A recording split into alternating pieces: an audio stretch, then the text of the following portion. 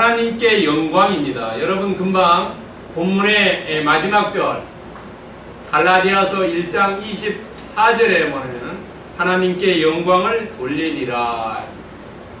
여러분 이사야 선지자가 하나님부터 말씀을 받고 선지자의 역할을 하는데요. 하나님께서 왜 이 사람을 만들었냐 라고 하면은 하나님께 영광을 돌리고 찬양받기 위해서 하나님께서 이 땅의 백성들을 창조하셨다고 말씀합니다.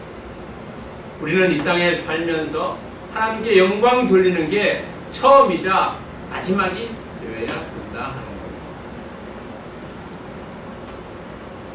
겁니다. 오늘 특별히 말씀을 나누기 전에요. 여러분들 집에서 열쇠를 잃어버린 경우가 많지요. 자동차 열쇠라든지 집에 들어가는 아파트 키라든지 아니면 뭐 사무실의 키라든지 여러 가지 열쇠가 있죠. 근데 요즘은 이제 열쇠보다가 디지털화 되어 있는 번호키가 유행하죠. 근데 그 번호키도 여러 개가 있죠. 우리가 알다시피 뭐 은행에 가면 은행이고요, 집에 가면 번호고요, 너무 많아요. 그래서 이것이 서로 막 헷갈릴 때가 있어요. 그래서 그걸 헷갈리고 이런 것들을 잘 못하는 사람을 뭐라 그럽니까? 컴퓨터 못하는 사람은 컴맹이라 그러죠. 디지털 이런 걸 잘 못하는 것을 뭐라 합니까? 디지맹이라 합니다. 여러분 혹시 디지맹이라고 들어봤습니까? 디지털 맹이를 가지고 디지맹이라 합니다. 그래서 이 번호 잘 못 누르고 뭐 잊어버리고 이러죠. 그런 분들을 우리가 디지맹이라 한다. 잃어버린 열쇠. 우리가 아마 번호를 잘 몰라가지고 하는 것들이 있죠. 한두 번들은 다 여러분들 경험이 있을 줄 믿습니다. 그러나 그 잃어버린 것을 잃어버린 데서 찾아야 되는데 그렇지 못할 때가 있죠. 이 두 사람이 열쇠를 찾고 있어요. 그래서 한 사람이 물었어요. 야, 너 어디서 잃어버렸냐? 라고 얘기했을 때 한 사람이 집에서 잃어버렸다. 그런데 왜 너 그럼 가로등 밑에서 찾느냐? 야, 가로등 밑에서 화나니까 찾는 거야. 여러분들 잃어버린 장소하고 찾는 장소가 다르면 찾을 수 있습니까? 찾지 못하죠. 잃어버린 건 집에서 잃어버렸는데 집은 어두컴컴하니까 밝은 가로등 밑에서 열쇠를 찾는다고 할 때 찾을 수 있느냐 하는 거죠. 절대 찾을 수가 없지. 우리가 구원도 그렇습니다. 여러분들 예수 그리스도를 믿어야지만 구원을 받지요. 예수 그리스도를 믿지 않으면 구원을 받을 수가 없지요. 열쇠를 놓아둔 잃어버린 그 장소에서 찾아야 되는데 엉뚱하고 밝다고 그 장소에 가면 열쇠 찾지 못한다. 여러분들 예수 그리스도를 믿어야만 구원을 받는데 예수 그리스도를 위하고 예수 그리스도를 빼놓은 그 나머지 더 좋은 장소에 가봐야 구원을 받을 수가 없다는 거예요. 근데 이 당시에 사도 바울이 복음을 전할 때 유대인 거짓 선지자들은 두 개의 열쇠를 얘기합니다. 예수님 말씀 맞다. 예수를 믿어서 구원 받는다. 근데 거기 조건이 하나 있다. 뭐냐? 율법이라는 지켜야 된다는 거죠. 그래서 이 사람들은 두 개의 열쇠를 얘기해요. 하나는 믿음의 열쇠, 하나는 율법의 열쇠. 우리가 믿음의 열쇠를 가지고 어떻게 합니까? 천국문을 열 수 있죠. 믿음의 열쇠는. 그러나 필요 없는 구원, 필요 없는 율법의 열쇠를 이 거짓 선지자들은 가지라고 해요. 여러분들은 믿음의 열쇠만 있으면 돼요. 우리는 믿음의 열쇠만 있으면 천국에 갈 수 있다는 거죠. 그래서 세상에 나와서 여러분들이 혹시 복음을 전한다든가 아는 사람들에게 예수 그리스도를 증언할 때에 올바른 열쇠를 증언해야 된다는 거예요. 올바른 열쇠를 잡는 법도 가르쳐줘야 되고 천국 문을 여는 것도 알려줘야 되고 어디서 찾아야 되는 것도 알려줘야 된다. 여러분들이 올바른 믿음의 열쇠를 가지고 있을 때 그것을 다른 사람에게도 올바른 열쇠를 건네줄 수도 있고 안내해줄 수도 있다는 거죠. 그런 축복이 오늘 예배에 나온 모든 분들에게 임하기를 축원드립니다. 오늘 사도 바울 갈라디아서 1장 18절부터 24절까지 여러분과 제가 교독했습니다. 그런데 18절에 보세요. 18절에 보면은 그 후 3년 만에 라는 얘기를 합니다. 이 3년이 언제부터 3년이냐는 거예요. 3년이라는 것은 많은 학자들에 의해서 다르게 이야기되지만 보편적으로 이 사도 바울이 이 예루살렘에서부터 다메섹까지 가는 이 당시에 여기 예루살렘에서 다메섹까지 이 중간에 이 지점 정도 됐어요. 여기가 약 한 240km 돼요. 예루살렘부터 다메섹까지가. 그런데 한 일주일을 걸어가야 됩니다. 한 5, 6일 정도 왔을 때, 이 정도 왔을 때에 예수님을 만나죠. 사도가. 그것은 사도행전 9장과 22장과 26절에 나와 있어요. 여기에 보면은 6절부터 9절, 17절, 19절에 나오는데 이 예수 그리스도를 만난 이후 어떻습니까? 사도 바울이 눈이 멀어지죠. 눈이 멀어져요. 세상을 볼 수 없어요. 그런데 다른 사람에게 붙잡혀가지고 이 다메섹에 가죠. 다메섹에 가서 3일 동안 식음을 전폐합니다. 먹을 수도 안 해요. 그러고 아나니아는 사람을 통해서 안수받을 때 눈에서 비늘이 떨어지죠. 그 이후 이 사람이 어디로 가냐? 아라비아로 갑니다. 여기 아라비아로 갑니다. 그것은 오늘 갈라디아서 1장 17절에 나옵니다. 3년 동안 가서 아라비아에서 있었다. 그리고 고린도후서 11장 32절에 보면은 그 당시에 아라비아에 왕국이 있었는데 어떤 왕국이냐면 나비테아 왕국의 그 당시에 다스린 사람이 아레다 왕이 있었어요. 그 지역에 가가지고 공부도 하고 또 전도도 한다고 볼 수 있어요. 3년 동안. 그러니까 이 아레다 왕이 열받지요. 네. 이상한 사람 와가지고 혼란스럽게. 그럴 때 이제 사도 바울이 다시 다메섹으로 돌아갑니다. 다메섹으로 돌아가는 게 오늘 3년 있다가 1장 17절에 나오고요. 사도행전 9장 20절, 23절, 25절에 나옵니다. 고린도후서 11장 33절에도 나옵니다. 이 다메섹에 돌아간 이후에 뭐하냐? 그곳에 가서 복음을 전해요. 복음을 전한 다음에 어떻게 됩니까? 사람들이랑 이 유대인들이 저놈 죽여야 되겠다라고 얘기해요. 이상한 거 같아요. 오늘날도 그렇지 않습니까?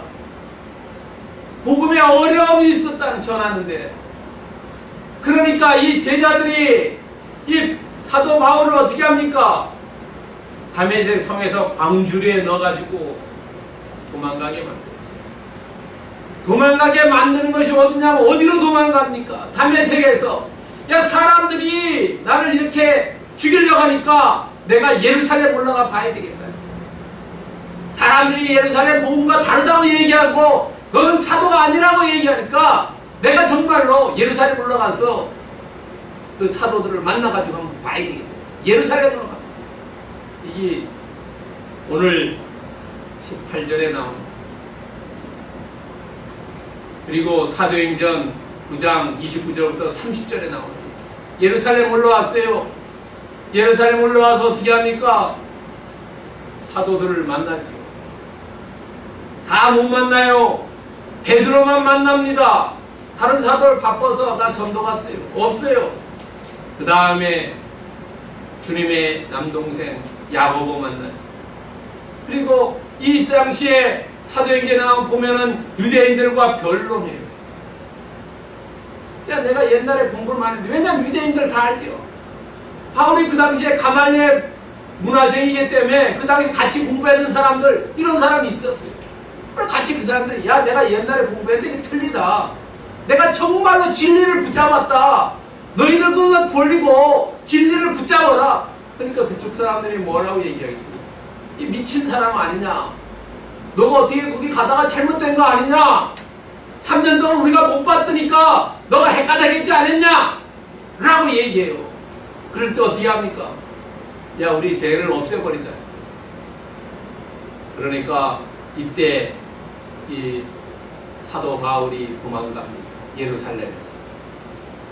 갈라디아서 1장 21절에는 여러분도 오늘 같이 읽었습니다만 내가 수리아와 길기아 지방에 이르렀으나 자기에게 이렇게 써놨지만은 우리가 사도행전 11장 25절에 보면은 사람들이 죽이려고 야 쟤 죽여버려야 되겠다 이러는 거죠. 그래서 도망가요. 어디로? 다소로 갑니다. 자기가 태어난 곳, 이 사도 바울이 일설에 의하면 13살까지 살았던 곳, 이 다소로 갑니다. 다소에 가서 10년 동안 복음을 전합니다. 자기 고향 땅에 가서 10년 동안 복음을 전하다 보니까 바나바라는 사람이 옵니다. 다소에 유명한 사람이 있다고. 그래서 바나바가 다소에서 사도 바울을 데리고 수리아 안디옥 지방으로 갑니다. 안디옥이 그 당시에 수도입니다. 제주 하면은 제주시가 지방 도시, 거점 도시처럼 이 지방 거점 도시 안디옥. 그 당시에 수리아의 수도였습니다. 여기 와서 1년 동안 복음을 전합니다. 그러니까 이 사도 바울은 예수를 만나서 3년 동안 아라비아가 있다가 쭉 왔다가 다시 다소에서 10년 동안 전하고 또 안디옥에서 1년 동안 전하는 것이 이 사도행전하고 갈라디아서 2장 21절. 그럼 토탈 몇 년입니까? 14년 됐어요. 14년이 예수를 만난 지 14년 된 이후에 다시 안디옥에서 예루살렘을 2차 방문합니다. 이런 과정을 사도 바울. 그렇다면 우리는 사도 바울의 여정을 쫓아서 소명자인 사도 바울이 여정이 어떻게 되냐면 아라비아에 갔다 그랬죠. 아라비아 가서 뭐 했냐는 거예요. 나비테아 왕국에 갔어요. 뭐 했냐면 여러분 가만히 생각해 보세요. 성찰과 소통했다. 내 자신이 어떤 사람인지, 왜 내가 어떻게 지금까지 삶을 살아왔는지, 예수 그리스도를 만났고 예수 그리스도가 나에게 무엇을 얘기했는지, 왜 아나니아라는 사람을 통해서 나에게 안수해주고 내 눈이 맹인이 된 것이 눈에 비늘이 떨어지면서 다시 보게 해주었는지, 왜 내가 아라비아에 오게 했는지, 아라비아서 예수님같이 소통을 하면서 계시를 받게 했는지, 또 그것에서 전도를 했는지, 이런 것들을 이 아라비아에서 3년을 지나면서 사도 바울이 성찰과 소통의 기간을 지났다. 여러분들 사람들이 기도원에 가서 할 때 뭘 합니까? 기도원에 가서 기도할 때 자기의 성찰을 하죠. 내가 과거의 삶은 어땠고 현재는 어떻고 앞으로의 미래의 삶은 어떻고 하나님의 말씀은 어떤 것을 이야기하고 있는지. 사도 바울도 아라비아에 3년 동안 성찰과 소통을 지난 다음에 다메섹에 오지요. 다메섹에 왔을 때 결자 해지로 왔다. 복음을 전해. 처음에는 대제사장에게 내가 저기 예수 믿는 사람들을 붙잡아서 감옥에 쳐넣기 위해서 문서를 달라 그래서 갔지. 내가 죽이러 갔지만은 내가 잘못됐다는 걸 느끼고 그 다음에 다시 결자 해지 정신으로 복음을 전합니다. 결자 해지 정신. 내가 묶은 사람이 푼다는 거예요. 결자 해지 정신으로 다메섹에서 복음 전하다가 다시 죽을 고비가 있어가지고 어디로 옵니까? 예루살렘 옵니다. 오늘 18절부터 24절에 예루살렘 옵니다. 예루살렘 왔을 때는 어떻습니까? 사도 베드로와 주의 형제 야고보를 만났어요. 교제하는 거죠. 내가 예수 그리스도를 만났고 이러이러했고 이러이러한 간증을 하고, 또 베드로도 내가 3년 동안 예수님 쫓아다녀서 간증하고, 야고보 주의 형제 야고보는 예수님이 살아 계실 때는 예수님 믿지 않았죠. 형님 이상한 사람이라고 그랬죠. 그러다가 예수님이 승천한 이후에 비로소 이 사도들과 같이 모여가지고 얘기하고 기도하고 있죠. 마가의 다락방 때 그때 같이 기도했지 않습니까? 성령 받았지 않습니까? 그런 것들을 간증하는 거겠어요. 우리가 왜냐면 믿는 사람들끼리 나는 이러이러했고 나의 믿음은 이렇고 이런 서로 간증을 함으로써 믿음이 어떻습니까? 시너지 효과가 일어납니다. 시너지 효과. 나의 믿음, 나의 예수님 만남, 나의 신앙생활을 간증을 통해서 서로 믿음이 시너지 효과가 있습니다. 그리고 그 당시에 아까도 말씀드렸습니다만 그 옛날에 같이 만났던 문화생들, 같이 공부했던 사람들, 이런 사람들은 어땠어요? 교제하는 거죠. 우리가 그렇지 않습니까? 고향 땅에 가면 어떻습니까? 학교 친구들 만나지 않습니까? 고등학교 친구, 초등학교 친구, 중학교 친구, 대학교 친구들 만나서 야, 니 어떻게 생활하냐? 나 어디 가서 무슨 일하고 뭐 한다 이런 얘기. 그러다 보니까 사도 바울이 3년 동안 야, 우리 3년 동안 못 만지 않지 않았냐? 그래 3년 동안 못 만났다. 그럼 너 뭐 했냐?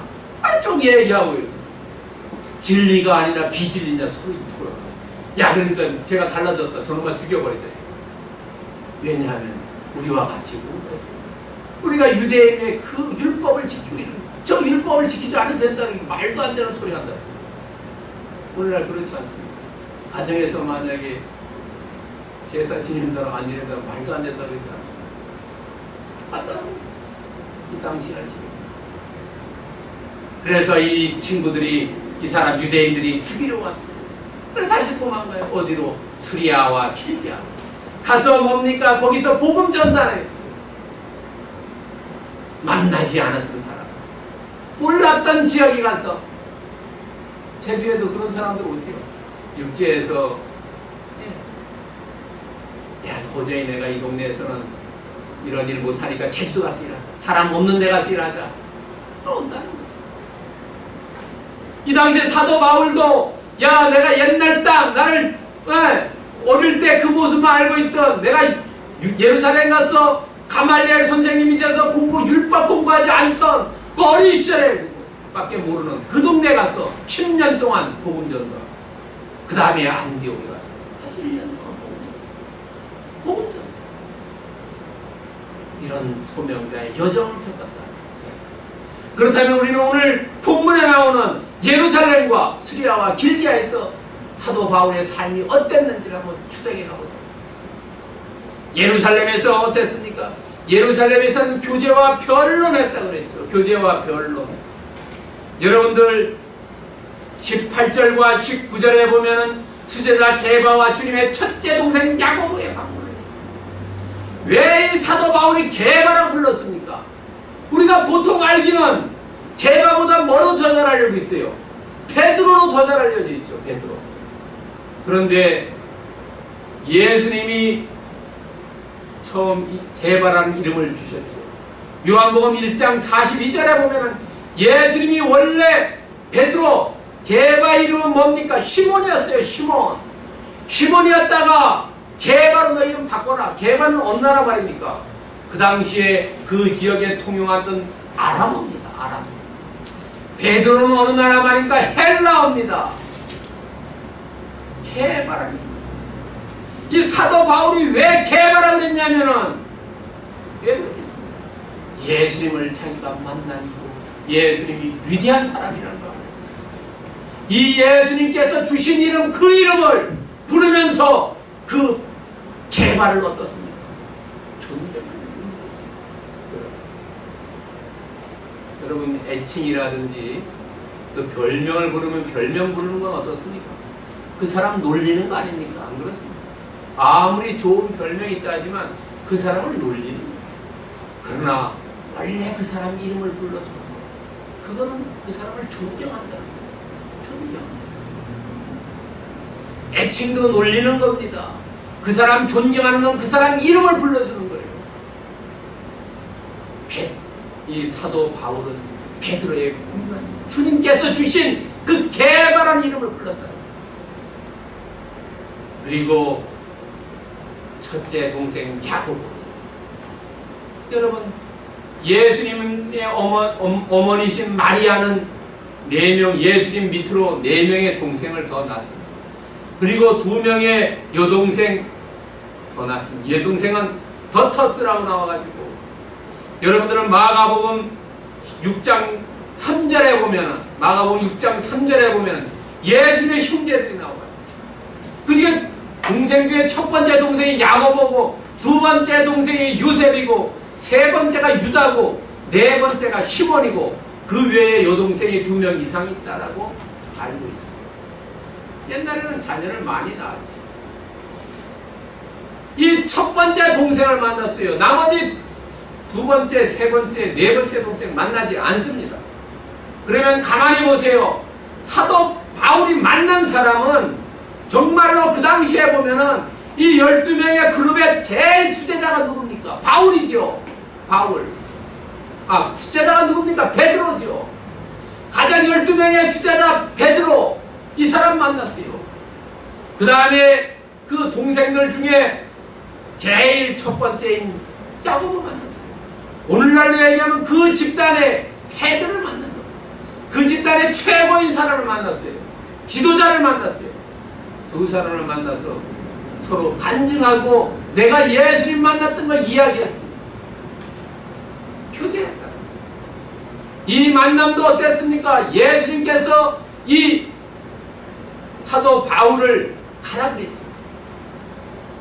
왜냐하면 거기에 방문하다라는 동사를 붙여. 방문하다는 것이 여러 가지 의미가 있어요. 그런데 여기서 헬라어 히스토레오라는 의미는 어떤 의미를 가지고 있냐면 그냥 얼굴 알기 위해서. 우리가 처음에 뭐 사람 만나서 악수하는 게 뭐 이거 튼다고 그러죠. 얼굴 튼다고. 그런 의미예요. 사람들 뭐 많은 사람들이 얼굴 그때 한번 얼굴 한번 틉시다 해가지고 이렇게 만나는 그런 의미예요. 어떤 걸 공적이나 요건에 의해서 그런 용으로 만난 게 아니에요. 어떤 일로 만난 게 아니라는 거예요. 요즘 말로 말하면 비즈니스로 만난 게 아니에요. 그냥 개인적으로 얼굴 한번 안면 익힙시다. 그런 의미로 만났다는 거예요. 또 18절이면 3년이 나와요. 3년이 나오고 이 예루살렘에 15일을 보냈어요. 3년 동안 공부하고 전도했어요. 사도 바울은. 지금 15일은 교제하고 변론했어요. 그러니까 3년 동안 공부한 것이 어떻게 15일하고 비교되느냐? 15일 동안 어떻게 예수님 말씀을 다 배울 수 있느냐? 여기서 역설적으로 얘기합니다. 우리가 문장에서 사람들이 사도 바울을 야 그 사람이 사도가 아니다 라고 얘기하는데 내가 3년 동안 공부했는데 예수님으로부터 15일 동안 그 게바하고 동생 야고보한테 뭘 배울 수 있겠냐. 그것을 은연중에 얘기하고 있어요. 내가 사도권이 확실하고 내가 복음 전하는 거 확실한 부분이다. 대조시키고 있어요. 그렇기 때문에 20절에 보면 하나님 앞에서 before God라는 말이 나옵니다. 맹세. 우리가 하나님 앞에서 얘기하는 거 우리나라 문화에서는 그렇게 중요하게 얘기하지 않는데 이 유대인 문화에서는 매우 중요하게 얘기하죠. 그래서 이 어떤 사람들이 얘기할 때 어떻습니까? 하나님 앞에서 맹세하지 않는다 그러죠. 어떻게 단상을 두고 맹세한다 그러죠. 왜냐하면 그것은 괜찮아요. 하나님 앞에서 맹세한다는 것은 그것은 꼭 반드시 지켜야 된다. 지키지 않으면 어떻다 그랬어요? 사람이 이렇게 짜발려. 아브라함이 하나님과 맹세할 때 어땠어요? 동물을 반 쪼갠 걸 그 사이로 지나갔죠. 왜 너도 나와 맹세한 걸 지키자는 거를 이렇게 자르겠다. 이게 하나님 앞에 맹세합니다. 이게 유대인들의 맹세입니다. 하나님 앞에. 내가 하나님 앞에 맹세하는 내가 쓴 것은 거짓이 아니다. 내가 사도권 하나님으로부터 받았고 내가 정하는 복음이가 하나님으로부터 받았다. 내 얘기가 아니다 하는 것을 이야기하고 있습니다. 그럼 우리는 이 본문에서 무엇을 사도 바울로부터 알 수 있느냐? 사도 바울은 어려움이 있을 때 정면 돌파하는 거예요. 이런 용기를 가졌다는 거죠. 어려움이 있을 때 빌빌대고 도망치는 게 아니라는 거죠. 어려움이 있을 때 정면 돌파하면서 나가는 거예요. 왜? 성령이 충만해. 내가 이 옳다는 확신이 있기 때문에 그렇죠. 도망 다닌다는 것은 내가 확신이 없기 때문에 여러분들 시험 공부를 많이 하면 시험 칠 날이 빨리 오기를 기다리죠. 그러나 시험 공부 제대로 안 했으면 시험이 안 왔으면 좋겠다. 내가 시험이 이 공부가 내 분량대로 가득 차면은 기다려진다. 사도 바울은 성령으로 가득 찼지요. 예수님의 그 계시로 가득 찼기 때문에 정면 돌파하는 용기도 생겼고 나아갔다는 거예요. 두 번째는 사도권 권위. 이 게바와 동생 야고보를 만나서 교제해보니 이 사람들로부터 인정받았다. 간증하고 서로 간증하고 이야기해보니 인정받았다. 그리고 음해를 차단하기 위해서 내가 하나님 앞에 맹세한다. 표현한다. 너희들이 나를 가짜로 보지 말라는 거예요. 거짓 교사들이 나를 가짜로 보는 거예요. 그렇지 않다. 오히려 너희들이 가짜다. 왜냐하면 이런 사람들을 만나면서 하나님 앞에서 이야기하기 때문에 그 사람들은 하나님 앞에서는 이야기 안 하고 안 합니다. 왜 알기 때문에 은혜를 차단 이런 것들을 우리가 본문에서 알 수 있어요. 우리의 삶도 어땠어요? 우리의 삶 복음에 대해서 우리가 얘기해요. 우리도 정면 돌파해요. 우리의 하나님 여러분들 한 사람한테는 다 권위는 어디서 옵니까? 하나님이 주시는 거예요. 그리고 하나님 앞에서 여러분들의 맹세가 돼요. 복음이 생명을 걸고 복음이죠. 오늘 해도 내일 하면 안 하는 게 아니에요. 복음은 생명을 걸고 하는 것들을 우리는 이 예루살렘의 활동으로부터 알 수 있습니다. 두 번째는 수리아와 길기아입니다. 수리아와 길기아에서 이 사람이 어떤 일을 했냐? 사도 바울은 복음을 전도했다는 겁니다. 다소에서 10년, 안디옥에서 1년 동안 11년을 전하고 다시 예루살렘에 올라오죠. 이 복음 전도는 그 지역 조그만 마을에 가서 하지 않았어요. 사도 바울 전부 큰 도시에 가서 했다는 거죠. 왜 큰 도시에서 했냐? 큰 도시에 가면은 거기에 도시에 있는 사람들이 다시 지역으로 가기 때문에 도시에 가서 했어요. 사도 바울의 복음. 제주에서 복음을 전하면 저기 서귀포, 한림, 무술포, 성산포, 남원 이런 데서의 사람들이 와서 듣고 가서 복음을 전한다. 대도시에서 복음을 전한다. 그리고 이 전하다는 말은 뭐냐면 23절에 보세요. 우리를 박해하던 자가 전에 멸하던 그 믿음을 지금 전한다. 전한다는 것은 뭘 전하는? 유앙겔리조라는 헬라어입니다. 이것은 기쁨을 전하다. 복음을 전하다. 굿뉴스를 전하다는 거예요. 전한다는 것은 얼핏 보면 나쁜 말을 전할 수 있고 좋은 말을 전할 수도 있고 거짓을 전할 수 있고 기쁨을 전할 수도 있고 진리를 전할 수도 있죠. 여기서 유앙겔리조라는 전하다는 헬라어 단어 기쁨을 전하다. 복음을 전하다. 복음을 전한다는 것은 무엇을 뜻한다고 얘기했습니다. 예수님을 전하고 예수님이 하신 말씀을 전하고 예수님이 계시한 그것을 전하는 거죠. 성경의 말씀 그걸 전하는 거예요. 그런데 전하는데 뭐냐면 22절에 보면 얼굴로 나를 알지 못하고 이래. 여러분들 사람들이 여러분들 어떻습니까? 같이 공부하고 같이 뭐 어디 가서 합숙 가고 이러면은 캠프 가고 이러면은 얼굴을 알지 않습니까? 안 그렇습니까? 얼굴을 알지. 같이 학교 다니는 친구들 30년 40년 돼도 그 사람 얼굴 보고 앨범을 보면은 알 수 있어요. 저도 중학교 친구 고등학교 친구들이 보면은 얼굴 처음에 잘 모르면 얘 누구라 그러면 꼭 가서 앨범을 봅니다. 그러면 아 그 얼굴하고 지금 얼굴하고 좀 달라졌지요. 머리도 희게 되고 대머리도 돼 있고 뭐 눈꺼풀도 쳐져 있고 이러지만 기본적인 모습은 같다는 걸 알 수 있죠. 그런데 여기서 알지 못했다는 것은 뭐냐면은 역설적으로 같이 공부하지 않아요. 공부하지 않아요. 가말리엘 문화생에 있는 이 사도 바울의 친구들이 복음을 전할 리가 없지요.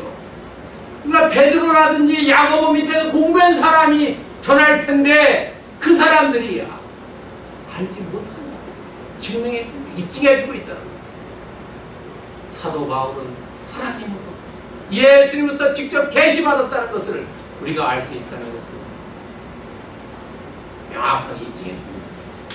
그 다음에 나로 말미암아 하나님께 영광 돌리는, 우리는 하나님께 영광 돌리는 우리에게 소명이고 사명입니다. 이 21절에서 24절에 보면 우리가 어떤 것을 볼 수 있느냐면 사도 바울은 어디에 가서나 불철주야 전도하는 거죠. 예루살렘에 가서도 친구들과 변론하는 것이 전도하는 거고, 좋게 말하면 변론이고, 친구들에게 복음 전하고, 다메섹에서도 복음 전하고, 아랍에서도 복음 전하고, 다수에서도 복음 전하고, 안디옥에서도 복음 전하고, 어디서나 불철주야 사도 바울은 복음을 전했다는 거죠. 왜냐하면 자기의 빚을 갚기 위해서입니다. 내가 이전에 복음을 몰랐을 때는 정말로 핍박을 하고 감옥에 갖다 놓고 때려 죽이고 많은 사람 때리게 되는 게 그것에 대한 빚을 갚기 위해서. 어떤 사람 설교할 때 어떤 분들은 아멘을 한 번 하는데 세 번, 네 번 하는 사람들 있어요.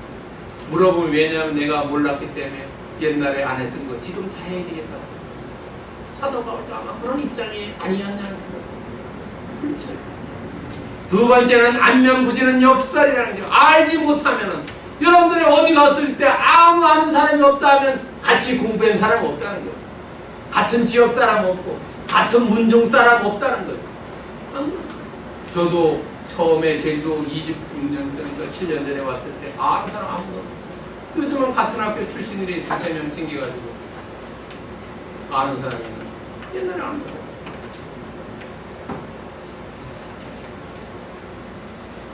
나를 알지 못했다는 것은 사도 바울이 이 복음을 공부하지 않았다는 것을 입증합니다. 그 다음에 하나님께 영광을 돌리는 것은 합당한 삶이다. 합당한 삶을 살아서 입술로도 찬양을 통해서 영광을 돌리지만 우리가 몸으로써 삶을 사는 것을 영광을 돌려야 됩니다. 삶으로서 더 중요하다.